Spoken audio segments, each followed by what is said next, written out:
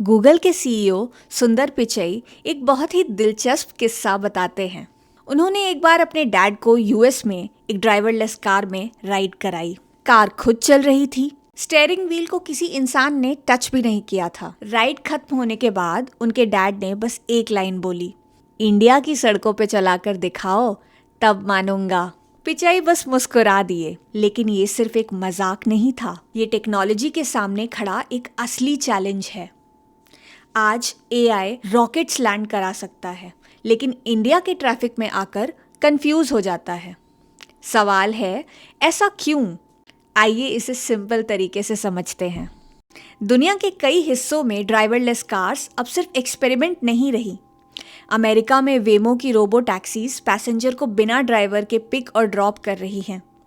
इन्हें कहा जाता है ऑटोनॉमस कार्स।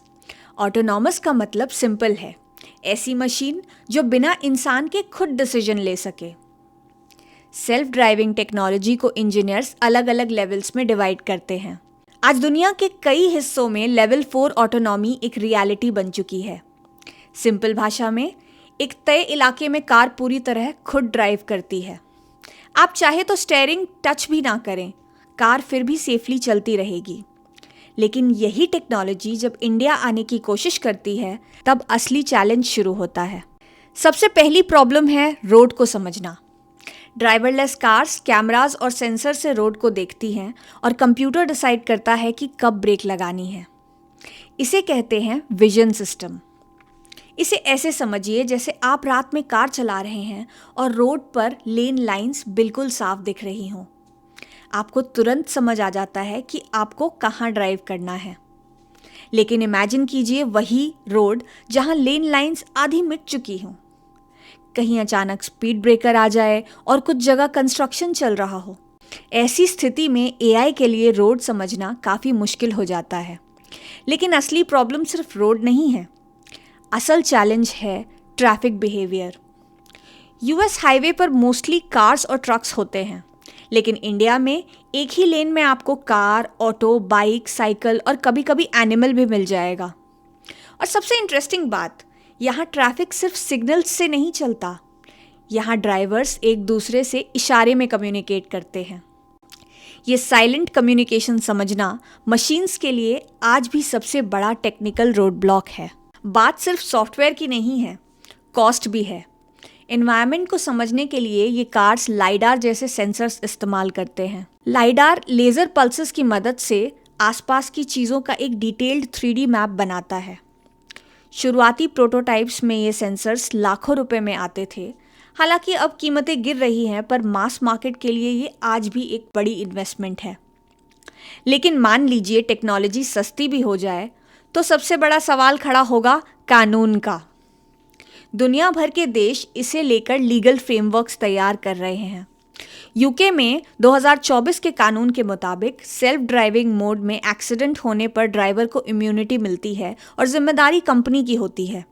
जर्मनी, जो इस रेस में सबसे आगे है, वहाँ कानून कहता है कि लेवल 4 गाड़ियों के लिए मैन्युफैक्चरर और ऑपरेटर सीधे तौर पर जिम्मेदार होगा। चाइना ने तो 2026 से हर ऑटोनोमस गाड़ी के लिए ब्लैक बॉक्स अनिवार्य कर दिया है, ताकि एक्सीडेंट के वक्त डेटा से यह साबित हो सके कि गलती किसकी थी। वही यूएस में अभी कोई नेशनल लॉ नहीं है। वहाँ हर स्टेट के अपने अलग अलग नियम हैं, जिससे कंपनीज के लिए काम करना और भी मुश्किल हो जाता है। इंडिया में अभी ऐसा कोई क्लियर फ्रेमवर्क नहीं है। आप सोचिए, अगर यहाँ ड्राइवरलेस कार से हादसा हो जाए तो पुलिस किसे पकड़ेगी? मालिक को, इंजीनियर को या कंपनी को?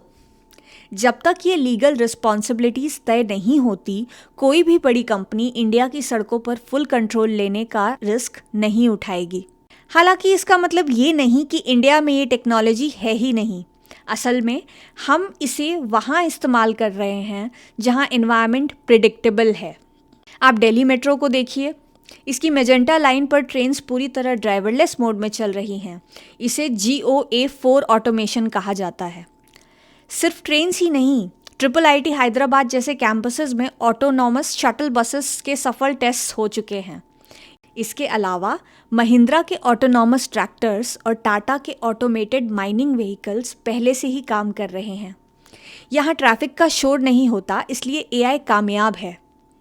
-0 और स्वायत्त रोबोट्स जैसे इंडियन स्टार्टअप्स तो अब कैमरास और एआई की मदद से देसी कंडीशंस को सुलझाने में लगे हैं। शायद इसलिए सुंदर पिचई के डैड का सवाल आज भी टेक्नोलॉजी के लिए एक परफेक्ट टेस्ट है। अगर कोई एआई सिस्टम इंडिया की सड़कों को समझना सीख जाए तो वो दुनिया के किसी भी ट्रैफिक को हैंडल कर सकता है, क्योंकि अगर एआई इंडिया में ड्राइव कर सकता है तो वो कहीं भी ड्राइव कर सकता है। एआई तेज़ी से बदल रहा है और ऐसी ही डीप इनसाइट्स के लिए सब्सक्राइब कीजिए द फीड रूम ऑफिशियल।